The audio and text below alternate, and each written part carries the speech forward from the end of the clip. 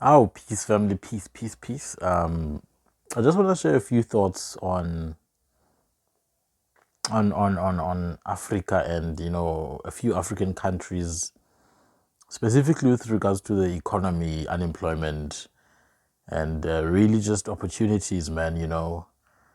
That are not being taken advantage of.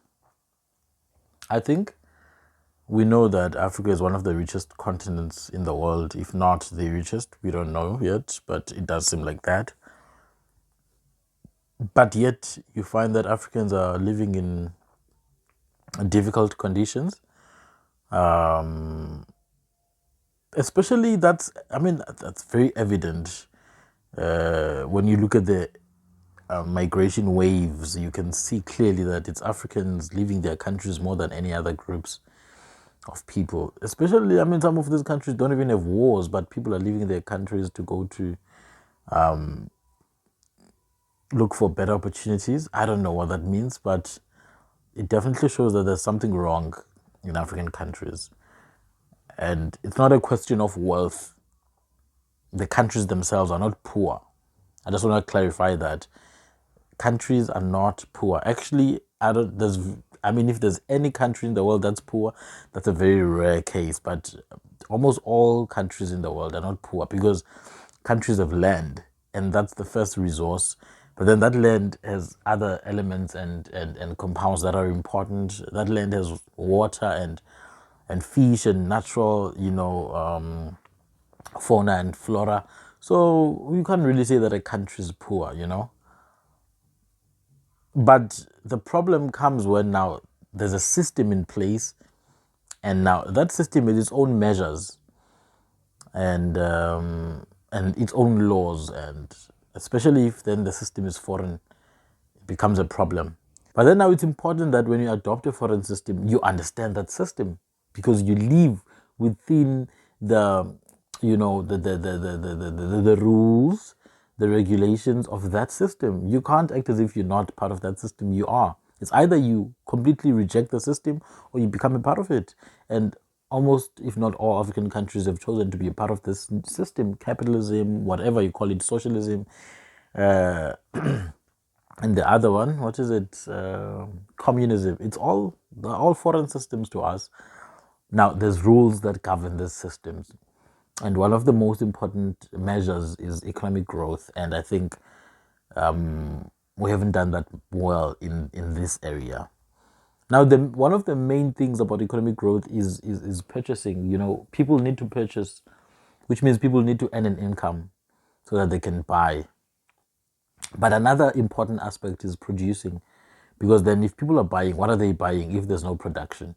So production and purchasing, very important elements of the current concept of economy. And I think that's where we need to really spend a significant amount of time as Africans in African countries, including South Africa. For me, it's mind boggling that people in Africa will focus more on dancing and twerking and pranks than they will on actually working. Now, don't get me wrong, we are a dancing people. We dance really well. We set the trends. We set trends in the entire world. But then it shouldn't just end there, man. We shouldn't just dance and then the next trend comes and then we dance. In 5 years' time, we're just gonna be known as dancing people. I've seen videos actually. I've seen videos of so-called black people who live in China, and it's crazy how the Chinese see them because the moment they see a black person, then they wanna dance. So they think they are cool, so they wanna prove to the black person that I can dance and all that. I literally saw a video actually of a lady. She was vlogging, and she was sitting. She was in a restaurant, and I think she was eating and stuff like that. And then this Chinese guy outside, but because there's a window, there's a glass. This Chinese guy starts dancing. He tries to prove to her that he can dance as well. So he saw a black person. Now that's a not necessarily a bad thing, but there's a potential there. If then the world understands, and imports dances, imports trends from Africa and so-called black people, then shouldn't black people then think about commercializing and capitalizing on that, you know? Think about that for a second. What Europeans have done in the entire world is to take their culture, take other people's cultures, commercialize them. Look at what they do with Easter, man. For them, it's a money making scheme. You know, Easter time, they sell you stuff. It's Christmas time, they sell you stuff. It's New Year's time, they'll sell you stuff. They always find a way to capitalize on things. And I think so called Africans or so called black people need to start doing that, you know. A new song comes, there should already be a dance, routine set for that. There should already be people who are going to charge money to tutor and teach people how to dance because it's the new thing. People want to dance, it's the TikTok culture, it's the Instagram culture. People want to seem as relevant, people want to seem as cool. So how about then taking advantage of that? You can dance, then make it make money. Everything we do, we must think about ownership and producing. Remember, I spoke about the economy. There needs to be production and there needs to be purchasing as well. We've been good at purchasing. We've been consuming all the time. But then we need to start producing now. Look at South Africa, for example. I think we've got the most malls in the entire continent of Africa. We've got the most malls by a very long shot. But when you look at the demographics of the owners of those malls against the demographics of the consumers in those malls, it's a very clear picture of who owns what. And then you wonder how almost 80% of all publicly traded companies in this country are owned by a particular demographic. Which means one group is so eager to spend, whereas another is eager to own.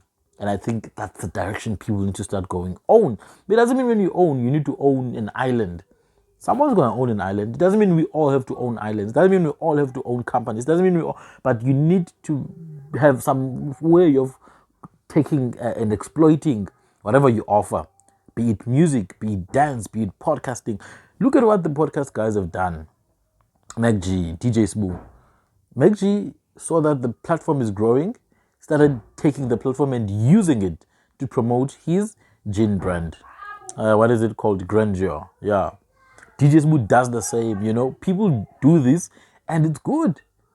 Because then what you do is that you take what appeared to be a hobby, you commercialize it, and then you open a platform, a channel towards other streams of income. So what it does, it creates this kind of virtual economy where there's trading and exchange of funds, and you can start having your own hands in the pie now as well. Actually, you're not even getting a seat at the table. You're literally creating your own table and your own seat. You see?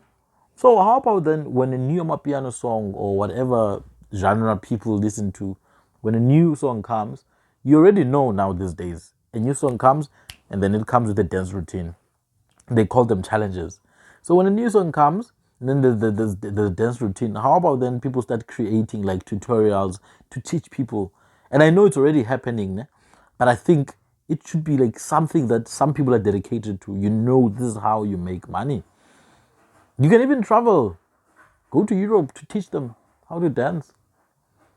Go to China, teach them how to dance. They want to dance. They're eager. They're waiting for Africa, man. Be it music, be it dance, anything. They're waiting for it.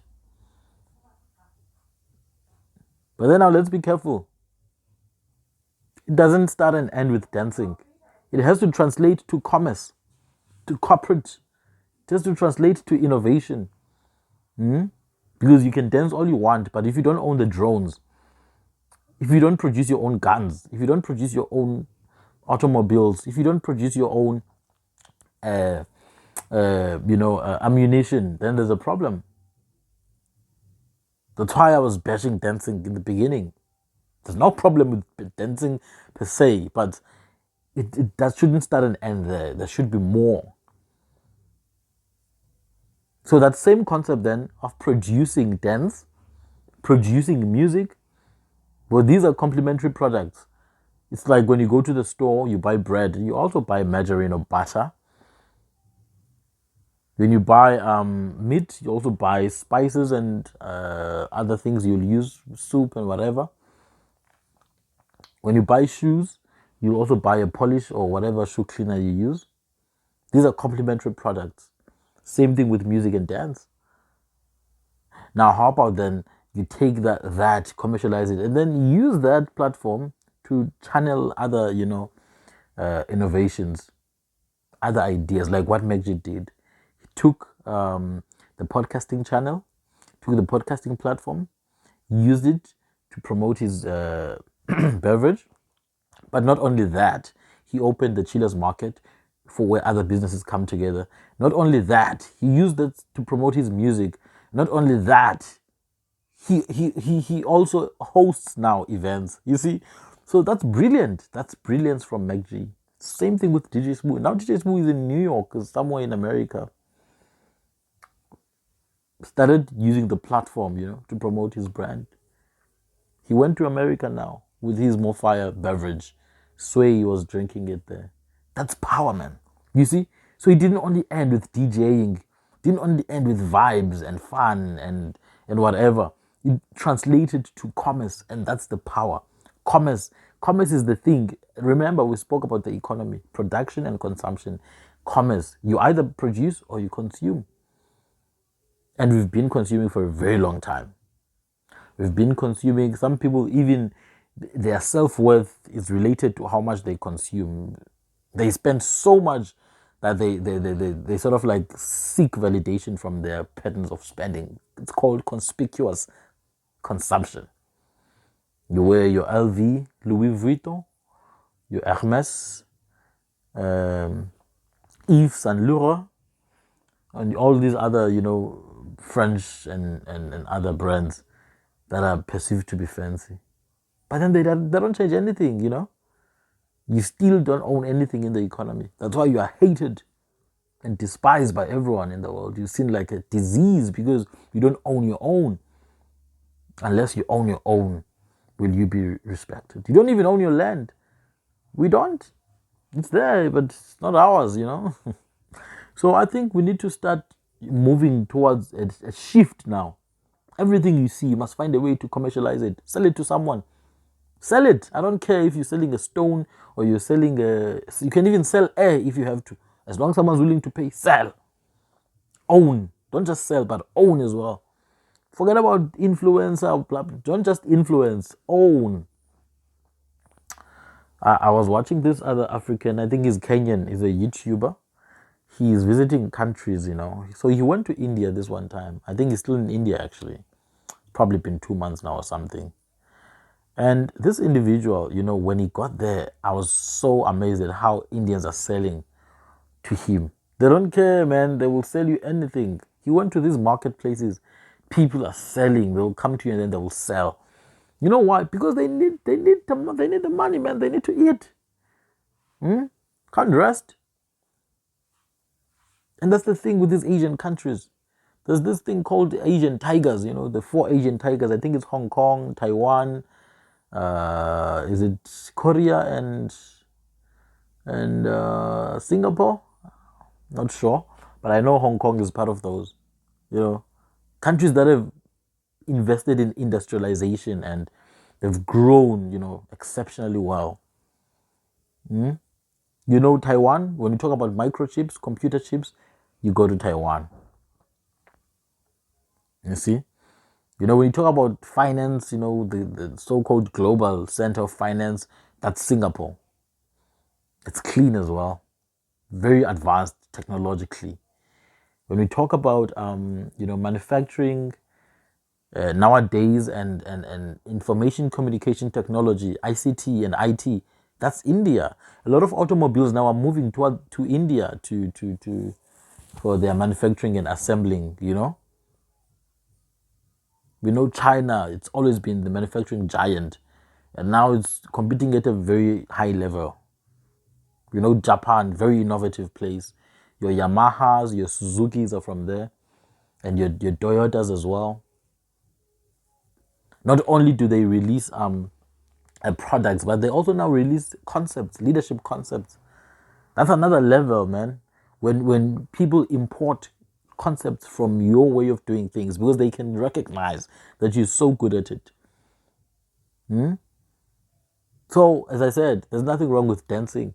But then if dancing is all we're going to export to the world, then dancers is all we'll be. We'll just be seen as dancers and twerkers, people who go out naked on social media. But then when it comes to real decision making, you'll be chased out of the room. And you also feel like you don't belong because now you see these people, they're not cool. These are not cool kids, but then they've got the power to decide. They're not wearing nice brands, they don't have style, they don't have game, but they've got power. That's why it's psychopaths who run the world. It's not cool people who run the world.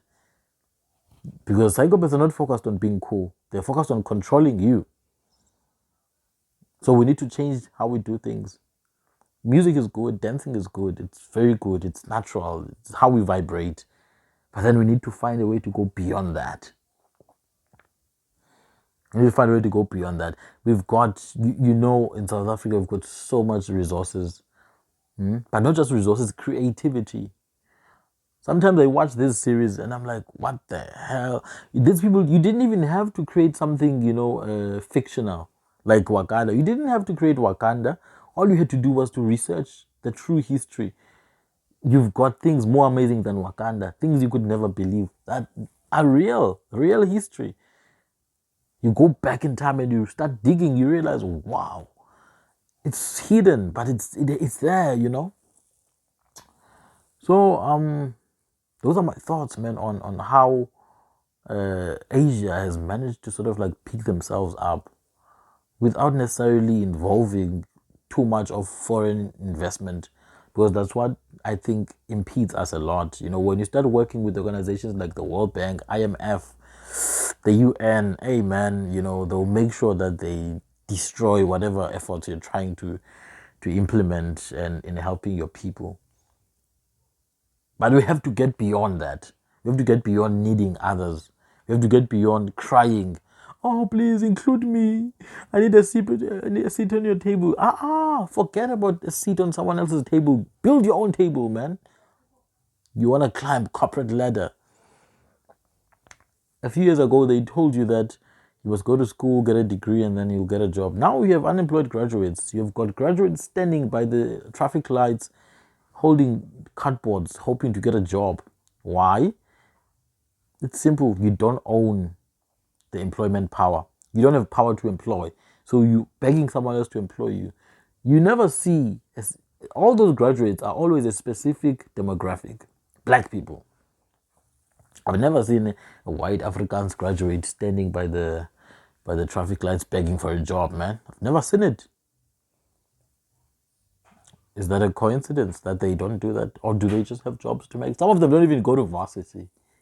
Why? Because they have ownership. They've got the decision-making power in the office. They don't know how to dance. They're not cool, but then they've got the power where it matters most. So let's start thinking like that, guys. You can be cool. You can have style, you can be nice and all that, and you could still have power. So we need to change from inside, You can't expect Americans to respect you. You can't expect the British to. They conquered us. Why would they respect us? We were conquered by them. They came and killed and raped and destroyed and stole and continue to do that to this day. And then you want them to respect you. You want them to recognize you as human when they told you that you're a monkey. You came from a monkey. And you still are. They told you, sir. They told you, they justified it with their pseudoscience. They conquered you. You pray to their gods today. You see them as a god today. When you pray, you see a white man with green eyes and blonde hair in your mind and telling me that you want to be equal to those people. You're literally praying to them. So the change has to come from inside. It has to come from within. Because if we don't, all we'll be seen for is dancing and singing and twerking and being cool and all that. But then nobody respects you. What happened in Wuhan when this whole thing started, this COVID whatever started happening, they blamed the Africans there. What happened in Ukraine when people were being vacated, going to Poland and other countries, the Africans were left behind. You know why? Because you're the lowest of the lowest in the world today. And nobody's going to come to save you. No one's coming to save us, guys. Forget. If you expecting someone to invest in your country, oh, come and invest, oh, do this. No one's like, people want to make money for themselves, not for you. Nobody wants to help you. You have to help yourself. Build. You don't want to sell on the side of the road. You're ashamed. Then be ashamed. But don't be shocked when the poverty cycle keeps on repeating over and over and over and over again until you get out of that mindset. That's poverty thinking over there. Remember a few years ago, there was a Chinese lady where I grew up. She used to sell cakes for 3 rand as a while back, And she couldn't even speak English. She used to say, K, Dililand, K. That means cake, 3 rand. And people used to make fun of her, and people used to laugh at her. If you go back to where I grew up and look at the Chinese population there, firstly, the cars they drive now are so, you could see that they've got industrial influence now. The cars they drive and the shops they own, they even hired people now. It's crazy. They've got people working for them now. Started from KK, Dililand, KK. Same thing with the Somalis, They come here, you laugh, the Somalis. Hey, my friend. Now they own wholesalers now. Somalis own wholesalers. Wholesaler stores, man. They supply the local people in their country. So what should be done now? People need to change. Actually, if people are serious, they should be fighting for a 24-hour workday. We should be working for the next 20 years, next 25 years. That's one generation. 25 years, one generation. We shouldn't be focusing on entertainment. For the next 25 years, if we were a people, which we are not, we're just disintegrated groups bunched together by some constitution, but we're not really a people because we don't have one common goal, same values and all that. We don't. That's why when you meet someone from a different province, you see them different from you. We don't have the same goal or same agenda. Nah. Because what we should be doing now is to implement a 24-hour working day. We work 24/7 for the next 25 years or even the next 50 years if we really want to change things. Because if we don't do that, nothing's going to change. Nothing's going to change. So it begins where? With you as an individual, man. Learn a new skill in a new language. Learn. Do something you never thought you could ever do, Learn something, Learn how to code, how to write code. Learn data analytics online. Learn a new language. Learn to fala Portuguese or Wabashfenda. You see? Or to this course. Do something that's going to put you, a level higher than you were yesterday. You can dance later when you're done. It's fine. Dance, join the challenge. As long as it will benefit you as well. Not just for dopamine. Because you feel good. It feels feelings are not going to help you be a respected nation in the world. So I think we need to get to a level of a paradigm shift. Paradigm shift where we start really now doing things that are going to help us. Peace.